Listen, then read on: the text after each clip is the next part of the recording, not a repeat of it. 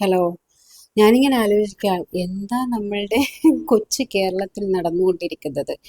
നമ്മുടെ കേരളത്തിലെ ഒരു രാഷ്ട്രീയ അവസ്ഥ എന്താ അല്ലേ?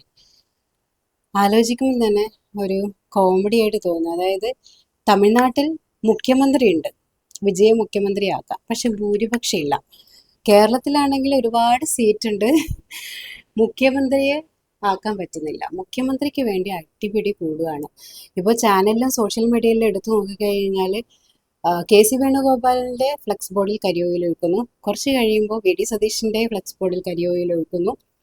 കുറെ പേര് വി ഡി സതീഷിന് വേണ്ടി മുഖ്യമന്ത്രി ആവണമെന്ന് പറഞ്ഞിട്ട് തെരുവിലിറങ്ങുന്നു. കുറെ പേര് കെ സി വേണുഗോപാൽ മുഖ്യമന്ത്രിയാണെന്ന് പറഞ്ഞിട്ട് തെരുവിലിറങ്ങുന്നു. ഇതാ ഇപ്പോൾ തിരുവനന്തപുരത്ത് ഒരാൾ രമേശ് ചെന്നിത്തല മുഖ്യമന്ത്രിയാണെന്ന് പറഞ്ഞിട്ട് ഒറ്റയാൾ സമരം ഇരിക്കുന്നു. എന്താ അല്ലേ, ഇവരൊക്കെ ഒരു പാർട്ടിക്കുള്ളിലുള്ളത് തന്നെയല്ലേ? ഇതൊക്കെ കാണുന്ന ജനങ്ങളുടെ സാധാരണക്കാരുടെ അവസ്ഥ എന്താണ്? ഇവരെ ജയിപ്പിച്ച് വിട്ടിട്ട് ഒരു പാർട്ടി ഈ ജയിപ്പിച്ച് വിട്ടിട്ട് ഒരു മുഖ്യമന്ത്രിയെ കണ്ടെത്താൻ ഇത്രയും കോലാഹലങ്ങൾ നടക്കുന്നത്. ഇങ്ങനെ ആദ്യം തന്നെ അടിപിടി കൂടിക്കഴിഞ്ഞാൽ എന്താണ് ജനങ്ങൾ മനസ്സിലാക്കേണ്ടത്? ഞാനൊക്കെ എന്താ കോൺഗ്രസ് അല്ലെങ്കിൽ യു ഡി എഫ് അധികാരത്തിൽ വരണം എന്ന് മനസ്സിൽ വിചാരിച്ച് വോട്ട് ചെയ്തിട്ടുണ്ടെങ്കിൽ, എൻ്റെ എസ്പെഷ്യലി എൻ്റെ ഒരു ഒപ്പീനിയനിൽ പറയാം, അത് വി ഡി സതീഷിനെ കണ്ടിട്ട് തന്നെയാണ്.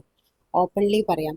അതായത് അദ്ദേഹത്തെ ശ്രദ്ധിച്ചു തുടങ്ങിയത് പ്രതിപക്ഷ നേതാവായ സമയത്ത് തന്നെയാണ്. അതിനു മുൻപേ അധികമൊന്നും ആൾക്കാർ ശ്രദ്ധിച്ച് കാണില്ല. പുള്ളിക്കാരൻ്റെ ഏതൊരു ഇൻ്റർവ്യൂ എടുത്തു കഴിഞ്ഞാലും അദ്ദേഹത്തിൻ്റെ ഏതൊരു പ്രസംഗം എടുത്തു കഴിഞ്ഞാലും നമുക്ക് അദ്ദേഹത്തിൻ്റെ ആ വീക്ഷണം ഉണ്ടല്ലോ. അദ്ദേഹം കേരളത്തിനെ എങ്ങനെയാണ് വളർന്നു വരാൻ കാണുന്നത്, അദ്ദേഹത്തിന് കൃത്യമായിട്ടൊരു പ്ലാനിങ് ഉണ്ട് എന്നുള്ളൊരു തോന്നൽ. അതായത് ന്യൂ ജനറേഷനിൽ ഒരുപാട് വി ഡി സതീഷിനെ സ്നേഹിക്കുന്ന ആൾക്കാർ വരാൻ കാരണം തന്നെ അത് തന്നെയാണ് അല്ലേ? വി ഡി സതീഷിനെ പോലത്തെ ഒരാളെ മുഖ്യമന്ത്രി ആവണമെന്ന് പലരും ആഗ്രഹിക്കുകയാണ്. ന്യൂ ജെൻ പിള്ളേർ, അതായത് രാഷ്ട്രീയത്തിനെ ഒന്നും അധികമൊന്നും ഇഷ്ടപ്പെടാത്ത ന്യൂജൻ പിള്ളേരുടെ അഭിപ്രായങ്ങൾ നിങ്ങൾ ചോദിച്ചു കഴിഞ്ഞാൽ അവർ പറയാം വി ഡി സതീശൻ വരട്ടെ എന്ന് തന്നെയല്ലേ? അത്രയും ജനങ്ങൾ ആഗ്രഹിക്കുന്നുണ്ട്.